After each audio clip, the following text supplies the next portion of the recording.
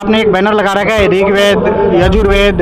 आप खुद जो है, मैंने सुना था कि आप वेदों की प्रशंसा कर रहे थे, मनुस्मृति की प्रशंसा कर रहे थे। बिल्कुल बिल्कुल। तो क्या ये सारे जो वेद पुराण ये सब क्या वास्तव में सही चीजें हैं क्या?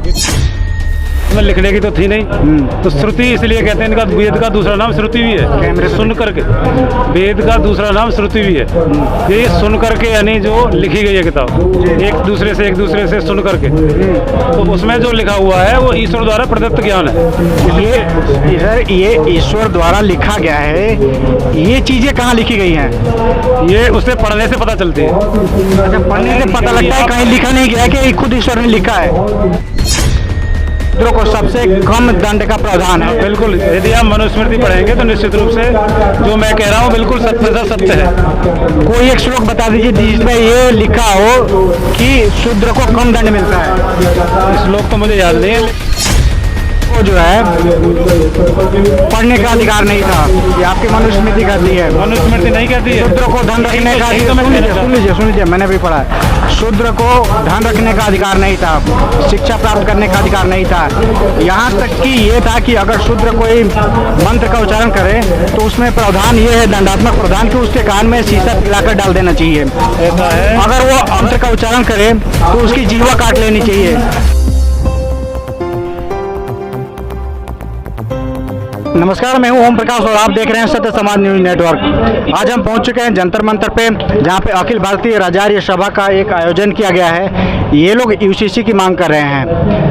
ये कह रहे हैं कि भारत में यूसीसी लागू होना चाहिए। हमारे साथ में इनसे पहले इनका नाम जानने की कोशिश करते हैं। क्या नाम है सर आपका? कर रही है जिला प्रवक्ता अखिल भारतीय राजार्य सभा बुलंदशहर। सर, यहाँ पे आपने एक बैनर लगा रखा है ऋग्वेद यजुर्वेद। आप खुद जो है, मैंने सुना था कि आप वेदों की प्रशंसा कर रहे थे, मनुस्मृति की प्रशंसा कर रहे थे। बिल्कुल। तो क्या ये सारे जो वेद पुराण ये सब क्या वास्तव में सही चीजें हैं क्या? बिल्कुल सत्य पर आधारित है। ईश्वर द्वारा रचित है ये। ईश्वर द्वारा ये अग्नि वायु आदित्य अंगिरा 4 ऋषि हुए जी, उनके हृदय में ज्ञान हुआ जी। शुरुआत में लिखने की तो थी नहीं, तो श्रुति इसलिए कहते हैं। इनका वेद का दूसरा नाम श्रुति भी है, सुन करके। वेद का दूसरा नाम श्रुति भी है।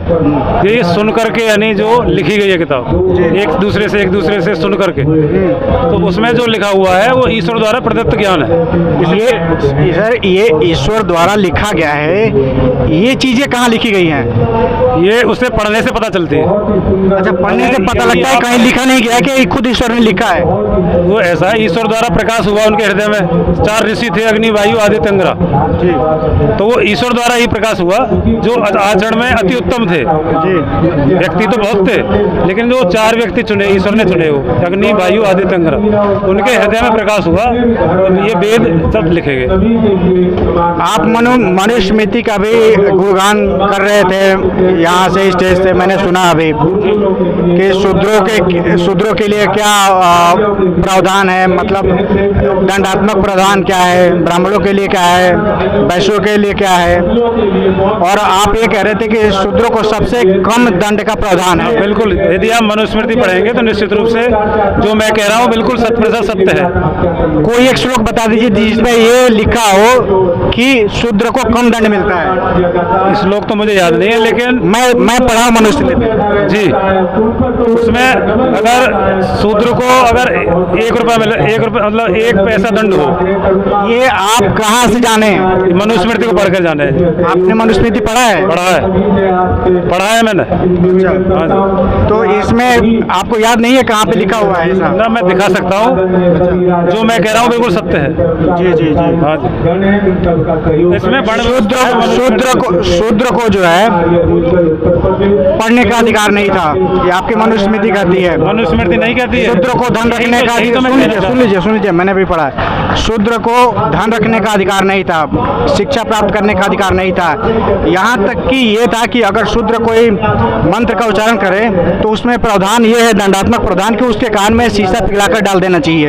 ऐसा है। अगर वो मंत्र का उच्चारण करे तो उसकी जीवा काट लेनी चाहिए। ऐसा हमने पढ़ा है। ये ऐसा है, जितने भी ग्रंथ हैं हमारे सब में मिलावट है। प्रक्षिप्त तो सभी सब में, वेदों में भी है।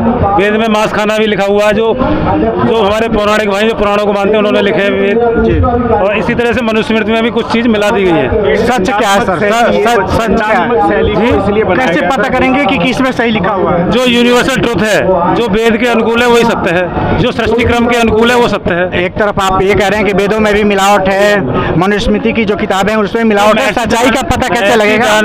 महर्षि दयानंद द्वारा जो रचित ग्रंथ है उन्हें पढ़ना चाहिए हमें। महर्षि दयानंद ने जो गलत चीजें सब निकाल दी उसमें से, चाहे वो वेदों में थी, चाहे मनुस्मृति में थी, चाहे रामायण में थी, चाहे गीता में थी, चाहे महाभारत में थी। आप ये मानते हैं कि उनकी ही लिखी हुई चीजें सब सही है, बाकी सब गलत है? बिल्कुल, उनकी लिखी हुई चीज बिल्कुल सत्य पर आधारित है। उसके पहले किसने लिखा था? उसके पहले वेद दयानंद सरस्वती के पहले जो रचना हुई थी, किताबों की रचना हुई थी, क्या वो गलत है? अग्नि वायु आदित्यंग्रह में बता रहा हूँ, सबसे पहले उन्होंने लिखा अग्नि वायु आदित्यंग्रह। महर्षि दयानंद तो अभी लिखा जल्दी में ही, लगभग 1875 के आसपास। आप ये मानते हैं कि रामायण सही है, महाभारत सही है, इस चीज को कितना मानते हैं सही है? रामायण में भी कुछ मिलावट है, उसको भी वाल्मीकि रामायण पढ़नी चाहिए हमें। अन्य रामायण में भी मिलावट है, शुद्ध रामायण वाल्मीकि रामायण है। जी जी, वाल्मीकि रामायण सही है। हाँ जी। अच्छा, हम थोड़ा सा क्योंकि एक वैज्ञानिक युग में जी रहे हैं सर, और मैं आपसे जानने की कोशिश ये करता हूँ। मुझे लगता है कि हो सकता है मेरा अल्प ज्ञान हो, आप उसको थोड़ा सा क्लियरिफाई करने की कोशिश करिएगा। हनुमान जी को ये दिखाया गया सर कि लक्ष्मण जी को जो है तीर लगी थी, तो उनको ये बताया गया था कि जाकर के संजीवनी बूटी लेके आओगे तब जाके इनका प्राण बचेगा। और वो संजीवनी बूटी कहाँ मिलेगी? तो पर्वत पे। अब पर्वत पे जब हनुमान जी गए, वहाँ पे उनको संजीवनी बूटी नहीं मिली, तो वो पहाड़ को ही उखाड़ करके लेके चले गए श्रीलंका में। क्या सही है? गलत है, पहाड़ ना उखाड़ सके कोई मनुष्य, कोई पहाड़ थोड़ी उखाड़ सकता है। वो तो केवल जड़ी बूटी लेके आए, कुछ चीजें गलत दिखाई जा रही है। अच्छा, ये मानते हैं कि ये गलत है? बिल्कुल गलत। अगर सर हम कुछ जैसे कुछ लोग जो पढ़े लिखे कुछ लोग अपने आप को कहते हैं और सवाल उठाते हैं, हनुमान जी ने सूर्य को मुंह में रख लिया, वो भी गलत है। हाँ, अच्छा, ये गलत है। यानी जो सृष्टि क्रम के विरुद्ध है, कोई भी कहीं भी लिख रहा है वो सब गलत है। अगर कोई इस तरह की बात करता है तो लोगों की भावनाएं यहाँ क्यों हो जाती हैं? बुद्धि कसौटी में कस के देखें हर चीज को। अच्छा, चाहे वो बेशक, मैं आपसे बिल्कुल सहमत हूँ। जो अभी आपने बात बताई ना कि बुद्धि कसौटी पे कस के अगर सही तार्किक अगर लगता है तो सही है। बिल्कुल बिल्कुल, लेकिन वही कहता है, हर समाज वही कहता है, महर्षि दयानंद वही कहते हैं। जो सृष्टि क्रम के अनुकूल जो भी है वो सब सत्य है, और जो विपरीत है, अगर वो कहने लगे कि रात को बारिश हुई और बारिश में जलेबी बरसी, तो ये असत्य है। आजकल क्या हो रहा है, जो गुरु बने बैठे हैं जगह जगह, वो ऐसे ही बहकाते हैं लोगों को और इस तरह की बात करते हैं, और जो चेला है वो सत्य, हाँ जी, गुरु सत्य वचन महाराज। तो इस तरह की बात कुछ लोग अपना दिमाग ये नहीं लगा पाते हैं कि जिस पर्वत को जो हनुमान जी उखाड़ के ले गए, हाँ जी, हाँ, उसका एरिया कितना है? उसका एरिया ही 5.5 लाख वर्ग किलोमीटर है। वो गलत है किसी चीज में भी, अच्छा पुराणों में गलत है और बाइबल में गलत है, और गलत है। और जो लंका है उसका क्षेत्रफल जो है 60,000 वर्ग किलोमीटर है। तो अब बताओ, जिस श्रीलंका का क्षेत्रफल जो है 60,000 और उससे 8 गुना 9 गुना 10 गुना जो पहाड़ है उसको लिया करके अगर रखा जाएगा तो फिर वो सेना थी कहाँ? वो पहाड़ को नहीं उठा के लाए थे, उसका एक छोटा सा टुकड़ा लाए। वो तो केवल जड़ी बूटी है, उसे लाए। मैं बार बार वही कह रहा हूँ, इकट्ठा लाए। सर ये नहीं लिखा गया है कि टुकड़ा लाए, ये आप कह रहे हैं। ये भी नहीं कहा गया है कि उसमें पूरा पहाड़ उखाड़ के लाए थे, ये भी नहीं कहा गया है। ये बोला गया कि पहाड़ उखाड़ के ले गया है, कहीं नहीं लिखा हुआ है कि पूरा पहाड़ लेकर आए। अगर लिख रहा है तो गलत है। लिखा गया है कि उसमें अगर कुछ वो बूटियों में कंफ्यूजन था, उन कंफ्यूजन की वजह से जो उन्हें उस बूटी के आसपास की कुछ चीजें जो दिखाई दी, तो वो कुछ चीजों को उठा के लाए थे। अच्छा, वो उसमें ये नहीं कहीं लिखा हुआ कि वो पूरा पहाड़ उठा के लाए थे। ठीक है। ये चीज हम जो बातें कर रहे हैं, ये सब हम दूसरी तरीके से मोटिव को कर रहे हैं। मनुस्मृति की जो दंड संहिता की जो बात हुई थी, वो इस तरह से बात को ये कहा गया था कि ब्राह्मण जो होता है वो सबसे ज्यादा ज्ञानी नहीं होता है। अगर वो जानबूझकर भी कोई गलती करता है तो उसको सबसे ज्यादा बड़ा दंड देना चाहिए। सबसे बड़ा ज्ञानी कैसे होता है, क्यों होता है? जब वो एक्चुअली ज्ञानी से दंड सबसे पहले जो चीजें बताई गई थी ना, शूद्र एक ही घर में चारों वर्ण पैदा होते थे। पहले ये नहीं होता था कि शूद्र शूद्र ही है, एक ही घर में चारों लोग पैदा होते थे। ब्राह्मण भी पैदा होता था, क्षत्रिय भी पैदा होता था, वैश्य भी पैदा होता था, शूद्र भी पैदा होता था। वर्ण क्यों बन गया? वर्ण बना दिया बाद में, लेकिन ये वर्ण तो उसी चीजों को कि उसी के लोग काम करते चले गए। चलिए, मैं आपसे एक लेकिन सवाल वर्ण पूछता हूं। व्यवस्था जो थी वो अलग आप थी। ये मानते हैं कि वर्ण बाद में बना? वर्ण व्यवस्था को बाद में ही लागू करा गया है। नहीं बना, शुरू से ये वर्ण बाद में नहीं, शुरू से ये वर्ण व्यवस्था शुरू से ये ना वर्ण व्यवस्था? ऐसा है, शुरू से वर्ण व्यवस्था थी, जाति व्यवस्था अब हुई है, जाति में अब जो विकृति आ गई है। मैं जात की बात ही नहीं कर रहा, मैं वर्ण की ही बात कर रहा हूँ। वर्ण शुरू से था कि नहीं था? बिल्कुल शुरू से था वर्ण व्यवस्था। कार्य के अनुसार वर्ण व्यवस्था शुरू से था। ये मत कहिए कार्य के हिसाब से था।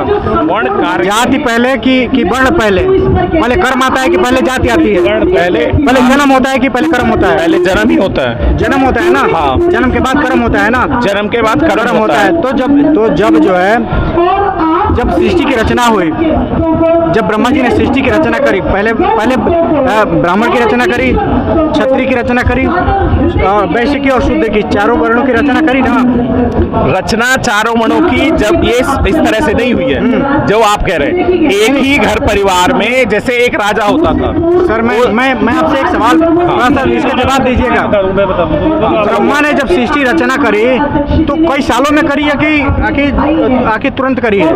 हमारी सृष्टि को 2 अरब वर्ष हो गए, कम से कम जी 2 अरब वर्ष लगभग हो गए हमारी सृष्टि की रचना को। नहीं, जिस समय सृष्टि की रचना कर रहे थे ब्रह्मा, उस समय जो है मुख से ब्राह्मणों को पैदा किया। मुख से कोई नहीं होता पैदा। जी। मुख से कोई पैदा होता होगा? ये सृष्टि क्रम के विपरीत है।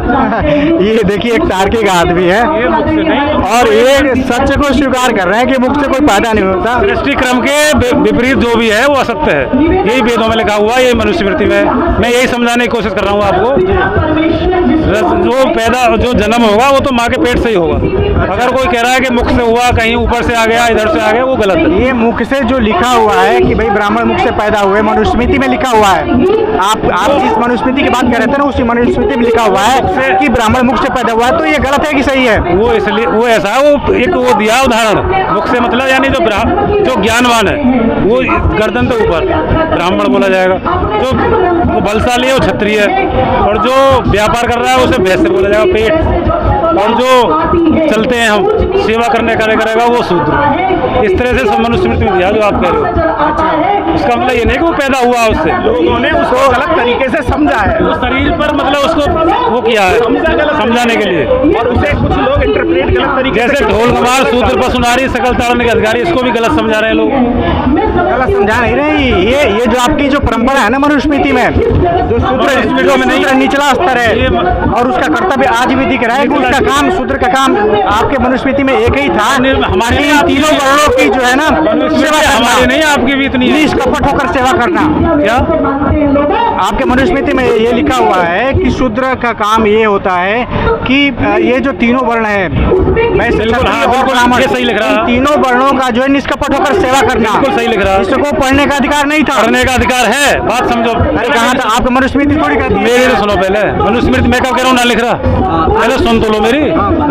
आप जो कह रहे हो कि शूद्रों की तीनों वर्णों की सेवा करना लिखा है, वो इसलिए लिखा है शूद्र वो होता है जो पढ़ाने से भी ना पढ़े, तो वो क्या करेगा? सेवा का कार्य करेगा। अधिकार ही नहीं था, सामाजिक अधिकार ही नहीं था। जो पढ़ाने से ना पढ़े वो शूद्र होता है। अगर हम मैं कह रहा हूँ कि आपकी मनुस्मृति ये कहती है कि इसको पढ़ने का अधिकार था ही नहीं, अधिकार ही नहीं था। गलत, वो तो प्रक्षिप्त है। गलत आप इसका मतलब दयानंद की मनुस्मृति पढ़े, शर्मा की पढ़े। सर अभी आप ये कह रहे हैं कि जो पढ़ाने से भी ना पढ़े वो शूद्र है। इसका मतलब अगर मेरा बेटा पढ़ाने से नहीं पढ़ेगा, एक मिनट, मेरा बेटा पढ़ाने से नहीं पढ़ेगा तो वो सरकारी नौकरी कहीं लगेगा तो चपरासी की नौकरी मिलेगी। सर मेरा एक तो सवाल, सेवा का ही कार्य तो हुआ। नहीं मैं उसी बात कहीं और जाएगा तो सेवा ही करेगा और करेगा ना योग्यता। मैं उसी बात इसलिए कर वो रहा हूँ। शूद्र है, या कि उसका मतलब ये ना है कि वो गलत का मतलब किसी के उसके जो पैदा हो गया। सर मैं इसी बात पे आ रहा हूँ, जरा सा मेरी बात को समझिएगा। तो शूद्र जो नहीं पढ़ते थे, क्या वो सारे के सारे नहीं पढ़ने के योग्य थे? क्या वो पढ़ने के योग्य थे ही नहीं? ऐसा है, एक क्लास में बहुत बच्चे होते हैं, 60 बच्चे हैं मानो। अब उसमें कुछ तो बहुत होशियार होते हैं, कुछ मीडियम होते हैं, कुछ को हम टीचर जो कोशिश करता है वो नहीं पढ़ते, तो वो मजदूरी करते हैं ना करते। मैं कह रहा हूँ कि सारे शूद्र ऐसे ही थे क्या, निष्क्रिय थे, वो मनुष्य उसमें से कोई एक भी पढ़ने वाला लायक नहीं था क्या? पढ़े तो सब है वो, लेकिन पढ़ नहीं पाए। पढ़े तो सब थे वो, वेद के अनुसार सब पढ़े, गुरुकुलों में पहले ये व्यवस्था थी, लेकिन वो पढ़ ना पाए, इसलिए वो शूद्र का पढ़ दिया तो गया। आप मनुस्मृति को सही बोलते हैं, एक तरफ मनुस्मृति ये कहते हैं शूद्र को पढ़ने का अधिकार नहीं है। मैं आपको दिखा दूंगा तो क्या पढ़ने करेंगे? का अधिकार नहीं है, ये नहीं लिख तो रहा। आपको अगर दिखा दूंगा तो क्या करेंगे? आप शर्त लगा लें। मैं कह रहा हूँ जो महर्षि दयानंद ने लिखा है उसे दिखाओ, कहाँ लिख रहा है? अब आप ये जो आर्य विद्वानों द्वारा लिखी गई है उसमें दिखाओ कहाँ लिख रहा है। आर्य समाज के जो विद्वान है, अगर उन्होंने कहीं लिखा हो तो मैं आपका चेला बन जाऊँ, जो कहो। तो ये है जो है आज जो पुरानी जो परंपराएं चली आ रही है, जो अब लोग सवाल उठाना चालू कर दिए हैं, तो इसमें भी अब ऐसे आपने देखा है इनको कि जो है कि जो कसौटी, जो सच की कसौटी पे खरा उतरे, जो सच कबूल करने लायक हो वही सच है, ऐसा इनका मानना है, और ये करीब करीब ठीक है। बहुत बहुत धन्यवाद।